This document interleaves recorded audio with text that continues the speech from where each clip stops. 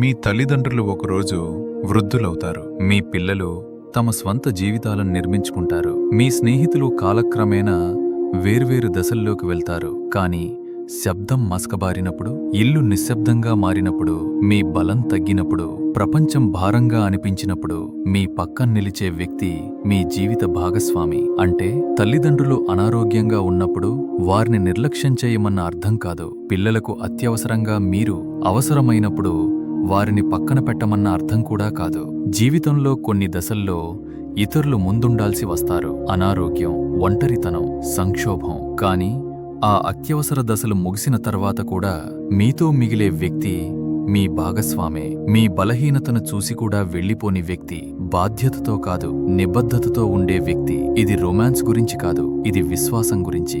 జీవితం ఉత్సాహంగా లేకపోయినప్పటికీ ప్రతిరోజు ఒకే వ్యక్తిని ఎంచుకోవడమే అసలు ప్రేమ. చివరి శ్వాస వరకు మీ మౌనాన్ని మాట లేకుండానే అర్థం చేసుకునే వ్యక్తి. ప్రపంచం మీను కఠినంగా మార్చే ముందు మీరు ఎలా ఉన్నారో గుర్తుతు పెట్టుకునే వ్యక్తి.